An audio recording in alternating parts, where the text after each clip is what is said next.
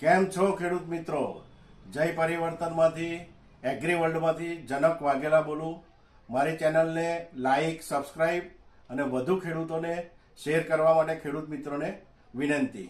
આજે આપણે બે પ્રોડક્ટ વિશે ચર્ચા કરીશું ખેડૂત મિત્રો. એક તો આપણું ભૂમિ પરિવર્તન છે અને ભૂમિ પરિવર્તનની સાથે સાથે સોઇલ હેલ્થ પાવર, આ બંને પ્રોડક્ટ વિશે આજે હું ખેડૂત મિત્રો તમને માહિતી આપીશ. શરૂઆતમાં કોઈ પણ જમીનની અંદર જ્યારે પણ ખેતી ના હોય એ ટાઈમે આપણે ભૂમિ પરિવર્તનનો ઉપયોગ કરી શકીએ છીએ. ભૂમિ પરિવર્તનનો ઉપયોગ 1 વીઘાની અંદર થાય છે. 1 વીઘાની અંદર 250 ગ્રામ આપણે ભૂમિ પરિવર્તન યુઝ કરવાનું છે.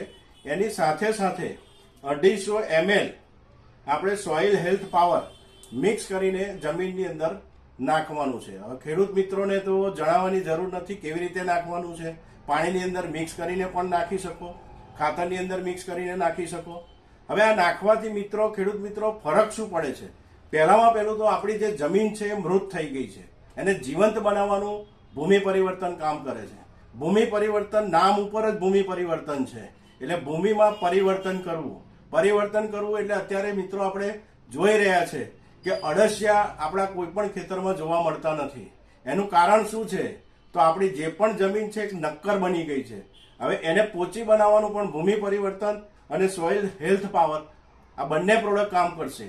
પોચી બનશે એટલે અળસિયા આવશે, અને અળસિયા આપણા ખેડૂત મિત્રના બેસ્ટ મિત્રો છે, અને અળસિયાથી જ ઘણી મોટી ખેતી થઈ રહી છે. એ આપણે અત્યારે પણ ઓનલાઈન જોઈ રહ્યા છે. બીજું કે જે છોડની નીચેની સાઈડે જે સફેદ મૂળિયાઓ હોય છે એની અંદર ભૂમિ પરિવર્તનથી વધારો થશે. સારામાં સારી પ્રોડક્ટ છે ખેડૂત મિત્રો, વાપરો અને વપરાવો. Thank you.